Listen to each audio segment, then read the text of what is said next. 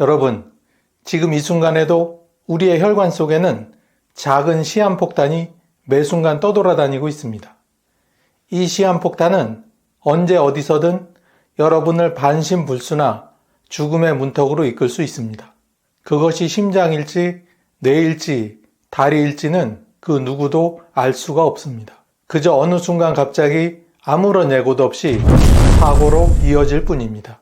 그리고 병원에선 이 무서운 시한폭탄을 혈전, 즉 피떡이라고 부릅니다.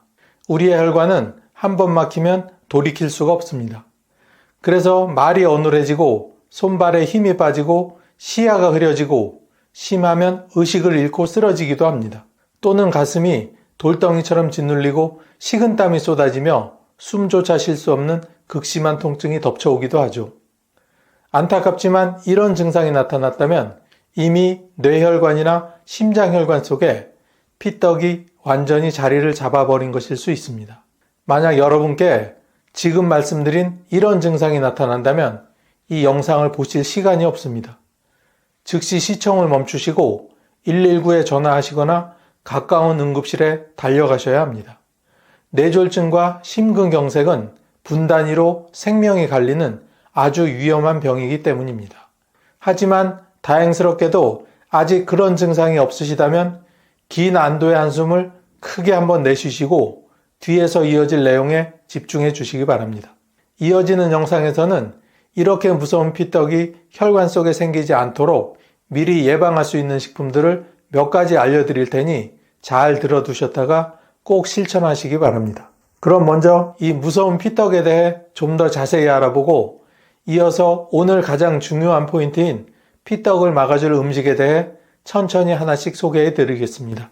피떡은 한마디로 혈전입니다. 피가 끈적해져 혈관 속에서 덩어리로 굳어버린 상태죠. 원래 우리 몸은 상처가 났을 때 출혈을 막기 위해 피를 응고시키는 기능이 있습니다. 그런데 이 기능이 과도하게 일어나면 상처가 없는 혈관 안에서도 피가 굳어버려 위험한 피떡이 되곤 하죠. 문제는 이 피떡이 혈관이 있는 곳이라면 어디든 생길 수 있다는 겁니다. 그래서 증상도 아주 다양하게 나타납니다. 뇌혈관에 피떡이 생기면 말이 어눌해지고 한쪽 팔과 다리에 갑자기 힘이 빠지며 심하면 의식을 잃고 쓰러집니다. 바로 뇌졸중이죠. 심장혈관에 피떡이 생기면 가슴을 돌덩이가 누르는 듯 답답하고 왼쪽 팔이나 턱으로 통증이 퍼지면서 숨이 막히는 심근경색으로 이어집니다. 다리혈관에 피떡이 생기면 다리가 붓고 열이 나며 걷지 않아도 종아리에 심한 통증이 옵니다. 심하면 다리가 괴사할 수도 있습니다.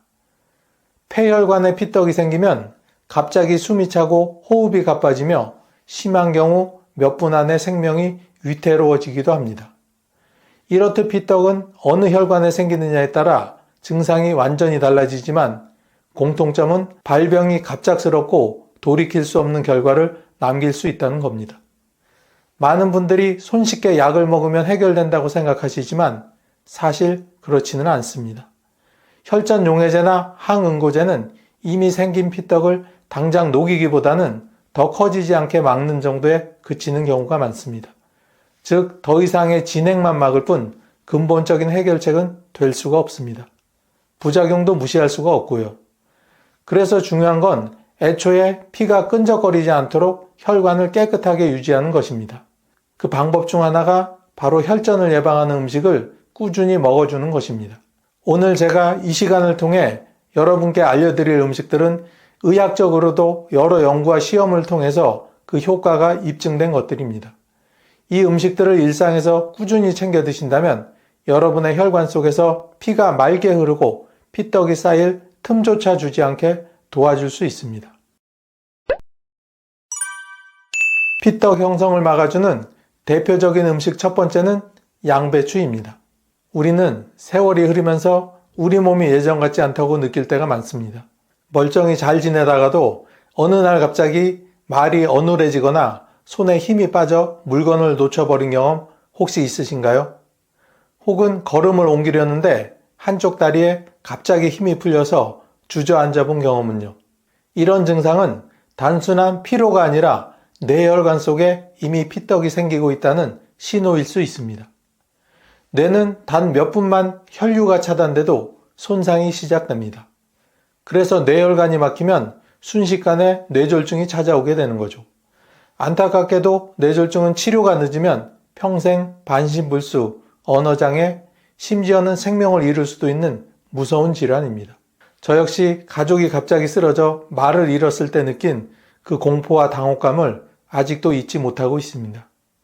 그런데 다행스럽게도 우리 식탁에서 흔히 접할 수 있는 양배추가 뇌 혈관을 지켜주는 든든한 청소부 역할을 할 수 있습니다.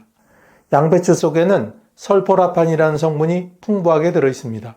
이 설포라판은 혈관벽에 쌓인 염증을 줄이고 불필요하게 피가 뭉쳐 피떡이 생기는 것을 사전에 막아줍니다.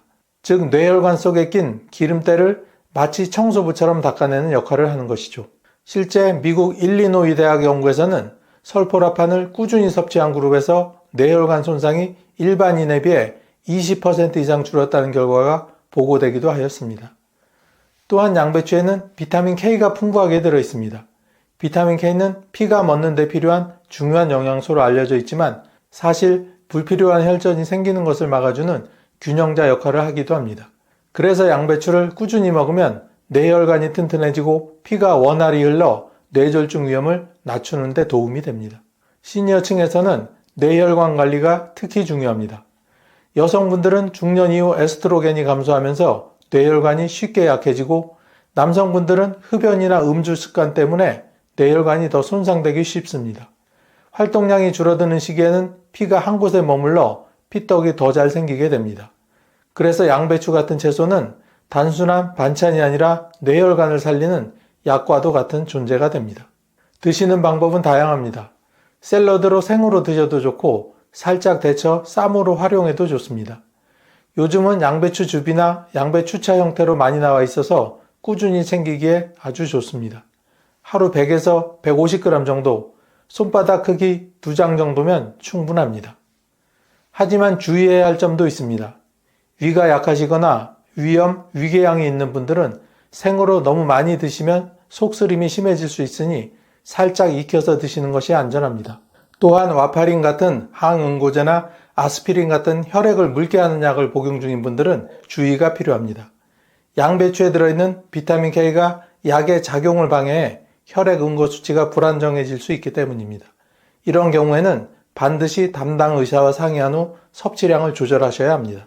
두 번째는 귀리입니다. 어느 날 마트나 시장에 가시다가 갑자기 숨이 차고 가슴이 뻐근해 잠시 멈춰서야 했던 경험 혹시 있으신가요? 혹은 밤에 자다가 이유 없이 심장이 두근거려 깜짝 놀라 깨신 분들은요. 이런 신호는 심장으로 가는 혈관이 좁아지고 있다는 우리 몸의 경고일 수 있습니다.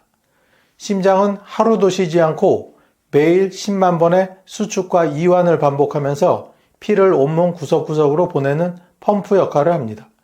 하지만 혈관 안에 기름기와 콜레스테롤이 쌓이면 혈관이 점점 좁아지고 피가 원활히 흐르지 못합니다. 이런 현상이 계속되다 보면 어느 날 갑자기 협심증이나 심근경색 같은 큰 병으로 이어질 수 있습니다. 심근경색은 단 몇 분 사이에도 생명을 앗아갈 수 있는 아주 무서운 질병입니다. 그런데 참으로 다행스럽게도 우리 식탁에서 손쉽게 만날 수 있는 귀리가 심장 혈관을 깨끗하게 지켜주는 든든한 역할을 합니다. 귀리 속에는 베타글루칸이라는 수용성 식이섬유가 풍부하게 들어있습니다. 이 성분은 장 속에서 젤처럼 변해 혈액 속 나쁜 콜레스테롤과 중성지방을 달라붙게 한 후 몸 밖으로 배출시켜줍니다. 쉽게 말해 심장 혈관벽에 기름때처럼 붙어있던 찌꺼기들을 깨끗이 청소해주는 역할을 하는 겁니다. 미국 식품의약국도 귀리의 베타글루칸이 심혈관 질환 예방에 효과가 있다고 공식적으로 인정했습니다. 하루 3g의 베타글루칸을 꾸준히 섭취했을 때 총 콜레스테롤과 나쁜 콜레스테롤이 5에서 10% 감소했다는 연구 결과도 있습니다. 작은 수치 같아 보이지만 심장 혈관이 막히는 속도를 늦추고 피떡이 달라붙는 위험을 크게 줄여주는 아주 중요한 변화입니다. 시니어층은 심장 혈관 관리가 더욱 필요합니다. 세월이 흐르면 혈관벽은 점점 딱딱해지고 활동량이 줄어드는 시기에는 혈액이 한 곳에 머물러 더 쉽게 응고되게 됩니다. 여성은 호르몬 변화로, 남성은 흡연과 잦은 음주 습관으로 심장 혈관이 더 취약해지게 됩니다. 이때 귀리를 꾸준히 챙겨 드신다면 심장으로 가는 길을 깨끗하게 열어두는데 큰 도움이 됩니다. 귀리는 드시는 방법도 다양합니다.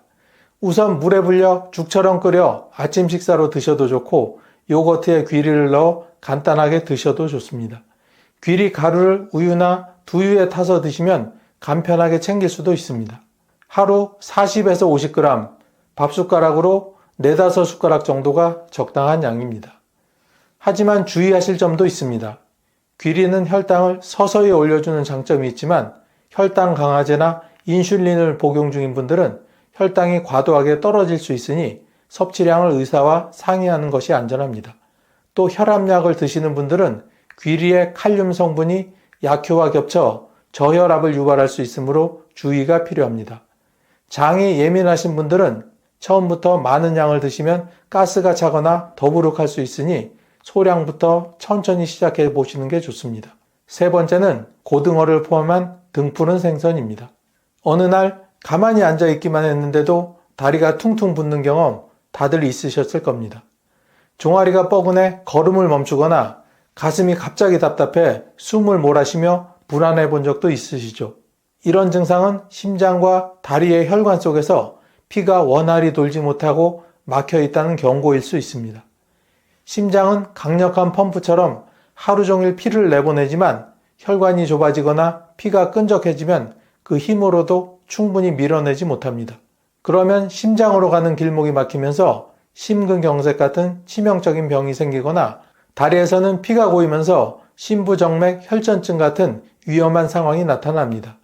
다리에 생긴 피떡이 혈류를 타고 올라가 폐를 막으면서 호흡곤란을 일으키는 치명적인 폐색전증으로 이어질 수도 있습니다. 그런데 정말 다행스럽게도 우리 식탁에서 자주 만나는 고등어가 이런 위험을 크게 줄여줍니다. 고등어는 대표적인 등푸른 생선으로 오메가3 지방산이 풍부합니다. 이 성분은 혈액을 묽게 만들어 피떡이 달라붙는 것을 막고 혈액 속 중성지방을 줄여 혈관 속을 깨끗하게 유지시켜줍니다. 또 혈관벽을 탄력 있게 해 심장과 다리로 가는 혈류가 원활히 흐르도록 돕습니다. 즉 고등어는 혈관에 기름칠을 해주는 자연의 윤활유와 같은 역할을 하는 것이죠. 실제로 유명한 영국 옥스퍼드 대학 연구에서는 일주일에 2번 이상 등푸른 생선을 먹은 사람들이 그렇지 않은 사람들보다 뇌졸중 위험이 30%나 낮았다고 합니다. 또 일본의 대규모 연구에서는 오메가3를 꾸준히 섭취하는 식단을 가진 사람들이 심장병으로 인한 사망률이 확연히 낮은 결과도 있었습니다. 이처럼 세계 여러 나라에서 고등어와 같은 등푸른 생선이 심혈관 건강에 큰 도움이 된다는 결과가 지속적으로 나오고 있습니다. 시니어층은 활동량이 줄고 오래 앉아있는 시간이 늘어나 다리 쪽 혈류가 정체되기 쉽습니다. 장시간 버스나 기차 여행을 하고 나면 다리가 퉁퉁 붓고 통증이 오는 것도 바로 그 때문입니다. 이럴 때는 고등어를 꾸준히 드시면 심장과 다리 혈관 모두를 보호할 수 있습니다. 고등어는 기름에 튀기지 않고 구워 드시는 게 가장 좋습니다. 조림이나 된장국에 넣어 드셔도 맛있고 에어프라이어나 오븐으로 조리하면 기름기를 줄일 수 있습니다. 하루 100g 정도 손바닥만한 크기면 충분하며 일주일에 2-3회 드시면 이상적입니다. 하지만 주의하실 점도 있습니다. 고등어는 지방 함량이 높아 쉽게 상하기 때문에 반드시 신선한 것을 구매해 바로 드시거나 냉동 보관해야 합니다. 또 간 건강이 약한 분들은 과도하게 드시지 않도록 주의하셔야 합니다. 그리고 앞에서도 말씀드렸듯 항응고제나 아스피린 같은 혈액 희석제를 복용 중인 분들은 주의가 필요합니다. 고등어 속 오메가3가 혈액을 묽게 하는 성질이 있어 약과 겹치게 되면 멍이 잘 들거나 출혈이 멎지 않는 문제가 생길 수 있기 때문입니다. 또 혈압약을 복용 중인 분들은 고등어의 혈압 안정 효과와 약효가 겹쳐 저혈압이 올 수 있으니 담당 의사와 상의하여 섭취량을 꼭 조절하시기 바랍니다. 네 번째는 마늘입니다. 여러분, 혹시 겨울만 되면 손발이 얼음장처럼 차갑고 밤에 잘 때 종종 다리에 쥐가 나서 고생하시는 분들이 계신가요? 아침에 일어나 손가락이 뻣뻣하고 저려서 컵을 잡기도 힘드셨던 경험 아마 많은 분들이 겪으셨을 겁니다. 이런 증상은 말초 혈관이 좁아지고 피가 잘 돌지 못한다는 신호일 수 있습니다. 말초 혈관은 우리 몸 구석구석 끝까지 피와 산소를 보내주는 작은 통로 역할을 합니다. 이 혈관이 막히면 손발이 차갑고 저리며 심하면 상처가 잘 아물지 않고 괴사로까지 이어질 수 있습니다. 또 혈액순환이 잘 안 되면 쉽게 지치고 온몸에 피로가 쌓이게 됩니다. 그런데 참으로 다행스럽게도 우리 식탁에서 빠지지 않는 마늘이 이런 문제를 해결하는데 큰 힘이 됩니다. 마늘에는 잘 알려진 대로 알리신이라는 강력한 항산화 성분이 들어있습니다. 알리신은 혈관을 확장시키고 혈액을 맑게 하여 전신의 혈류가 원활히 돌게 하는 효능이 있습니다. 즉 막히고 좁아진 혈관 길목을 시원하게 열어주는 천연의 보약 같은 역할을 하는 것입니다. 실제로 한 연구에서는 마늘을 꾸준히 섭취한 사람들이 혈압이 내려가고 손발 끝까지 가는 말초 혈류가 개선된다고 보고되었습니다. 또 국내에서 진행된 연구에서는 마늘이 혈액 점도를 낮춰 피떡이 생기는 위험을 줄여준다는 연구 결과도 있었습니다. 시니어층은 젊을 때보다 혈액순환이 약해져 손발 저림과 냉증으로 고생하는 분들이 매우 많습니다. 마늘은 이런 증상을 완화해주고 혈관 속 염증을 줄여 전신 혈관을 건강하게 유지하도록 도움을 줍니다. 또 소화 기능이 떨어진 시기에도 마늘은 위산 분비를 도와 음식 소화를 원활하게 하고 체내 노폐물을 줄여 피가 더 맑아지도록 해줍니다. 마늘은 하루 두세 쪽 정도가 적당합니다. 생으로 드시면 효과가 크지만 위가 약하신 분들은 구워서 드시거나 꿀에 절여 드시는 게 좋습니다. 장아찌나 김치에 넣어 꾸준히 섭취하는 것도 좋은 방법입니다. 하지만 주의하셔야 할 점도 있습니다. 마늘은 혈액을 묽게 하는 작용이 있기 때문에 역시 와파린과 같은 항응고제나 아스피린 같은 혈액 희석제를 드시는 분들은 출혈 위험이 커질 수 있습니다. 따라서 약을 복용 중이시라면 반드시 의사와 상의해 섭취량을 조절하셔야 합니다.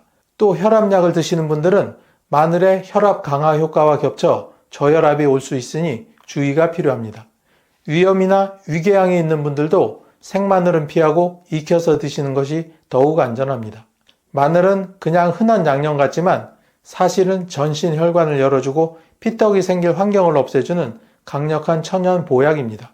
손발이 따뜻해지고 혈액이 막힘없이 흐르길 원하신다면 오늘부터라도 마늘을 꾸준히 챙겨보시길 권합니다. 작은 한쪽의 마늘이 여러분의 혈관 건강을 오랫동안 지켜줄 든든한 힘이 될 것입니다.